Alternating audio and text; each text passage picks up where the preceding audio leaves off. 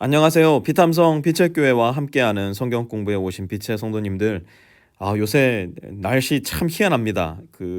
어제는 텍사스 살면서 5월 달 이렇게 추운 적이 있었나 싶을 만큼 날씨가 많이 쌀쌀했는데요. 여러분들 날씨 이 변덕이 심한데 건강 조심하시고요. 또 여러분들의 영혼의 건강 오늘 말씀 잘 살피면서 잘 챙기실 수 있었으면 좋겠고요. 또 특별히 오늘 말씀 가운데서 하나님께서 우리에게 알려주시기 원하시는 진리의 말씀 잘 깨달아 알아서 오늘도 말씀과 함께 동행할 수 있는 우리 모든 성도님들 되셨으면 좋겠습니다.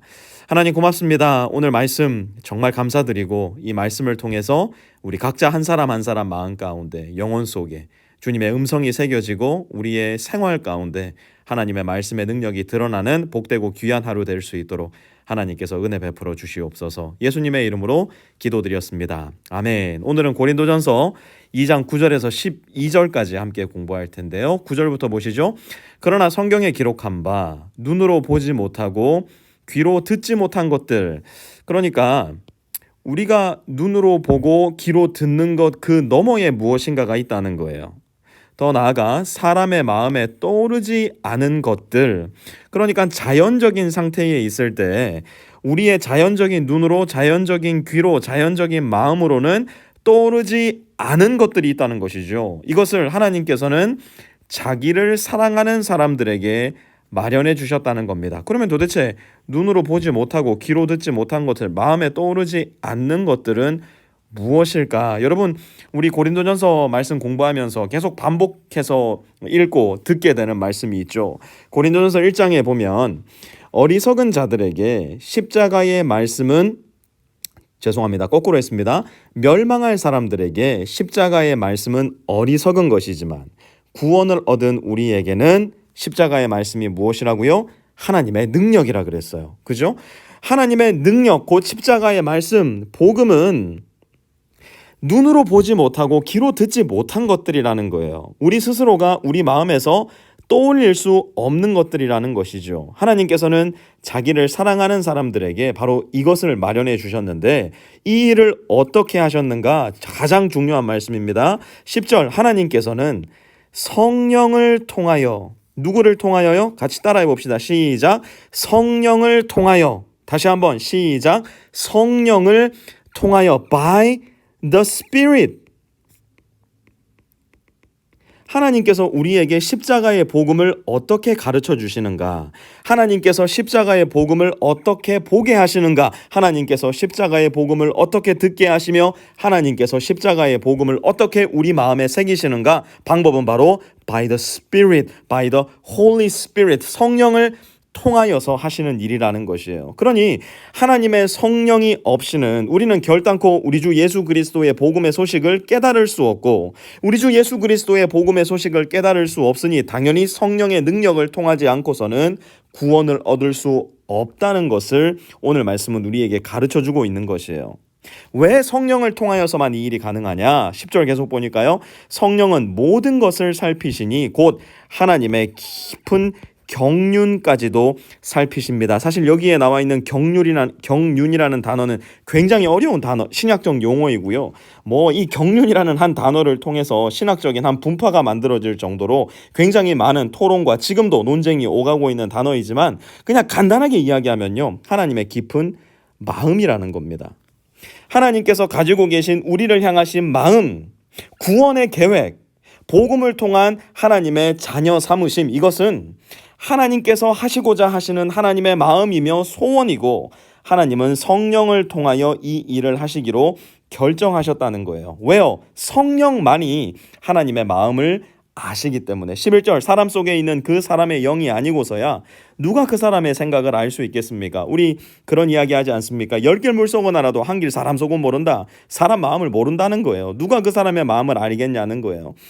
사람의 마음도 이렇거니와 하나님의 마음을 누가 알 수 있냐는 거예요. 이와 같이 하나님의 영이 아니고서는 아무도 하나님의 생각을 깨닫지 못합니다. 하나님의 영, 곧 성령만이 하나님 마음속에 가지고 계신 계획, 하나님 마음속에 가지고 계신 소원을 알고 계시며 하나님의 성령께서 그 마음과 소원을 아시기에 하나님의 소원, 하나님의 마음인 저와 여러분이 구원받기 원하시는 그 일을 우리에게 가르쳐 주시고 우리의 마음을 변화시키셔서 마침내 우리가 구원을 얻고 하나님의 자녀가 되게 하신다는 거예요. 12절, 우리는 세상의 영을 받은 것이 아니라 하나님에게서 오신 영을 받았습니다. 여기 보니까 두 가지 영이 나옵니다. 세상의 영이 있고요, 하나님에게서 오신 영이 있어요. 세상의 영은 무엇이고 하나님의 영은 무엇인가? 우리는 이것을 조금 이해해야 될 필요가 있을 것 같아요.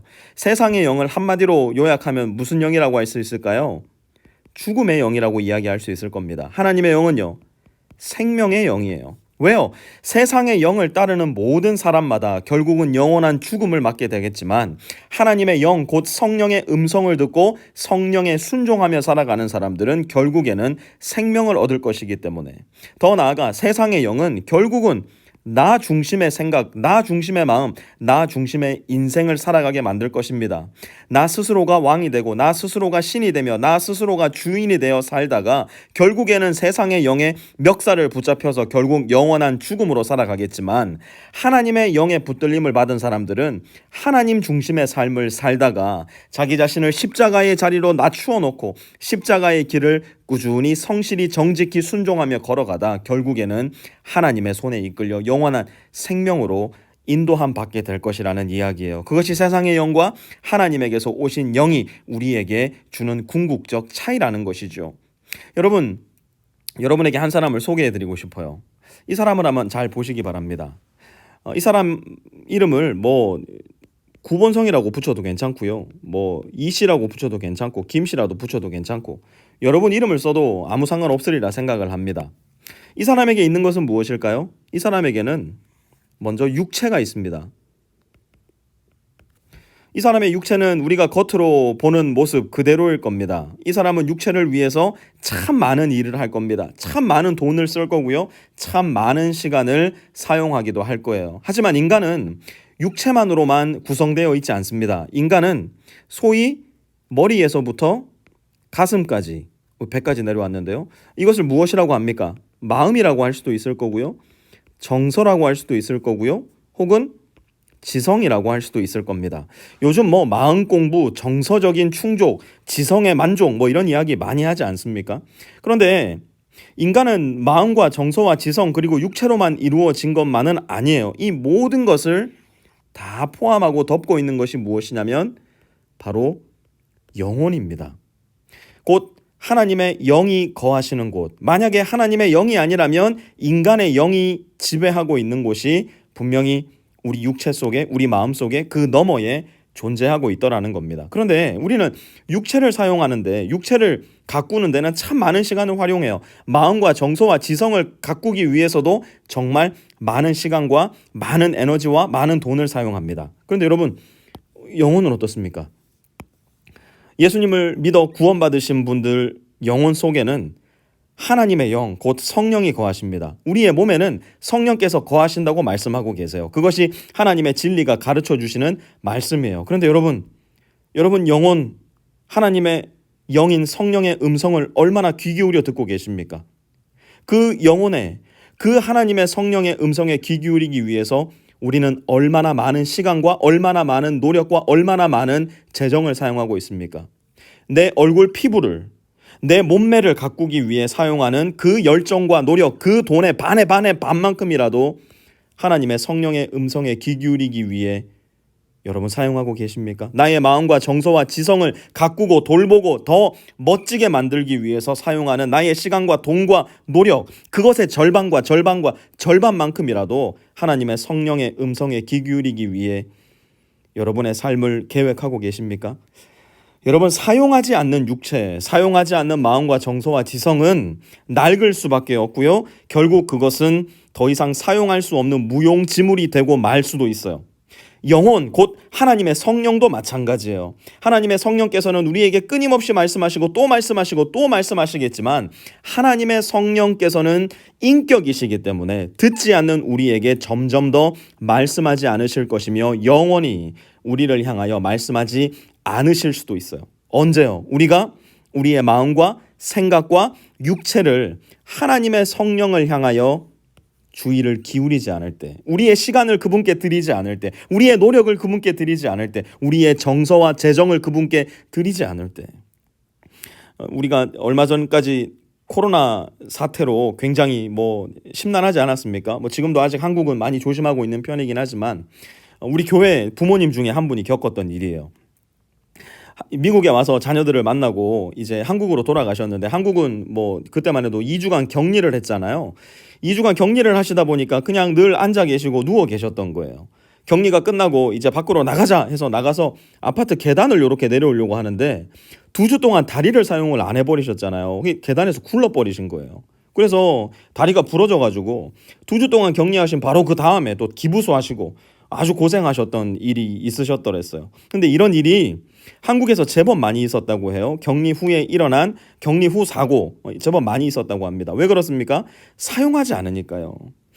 하나님에게서 오신 영, 성령의 음성을 우리가 듣지 않는다면, 우리의 시간을 그분께 내어드리지 않는다면, 우리의 노력을 그분께 내어드리지 않는다면, 우리의 관계를 그분과 함께 하지 않는다면 성령께서도 더 이상 우리에게 말씀하지 않으실 거고요. 그렇다면 하나님의 복음은 점점 더 우리에게 들리지 않는, 점점 더 우리에게 보이지 않는, 그래서 예수님을 믿기 이전 내가 생각했던 어리석은 소식, 부끄러운 소식, 수치스러운 소식으로 전락해버리고 말 수도 있다는 것을 우리는 잘 기억해야 됩니다. 사랑하는 빛의 성도 여러분, 성령님께 시간을 내어드리십시오.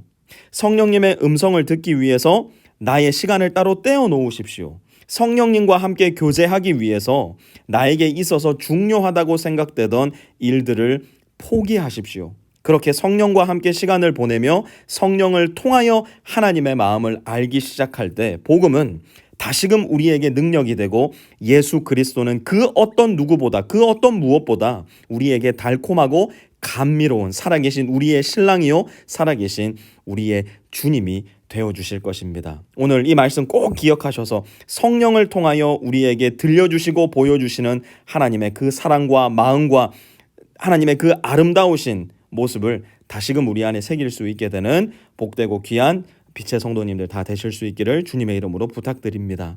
하나님 고맙습니다.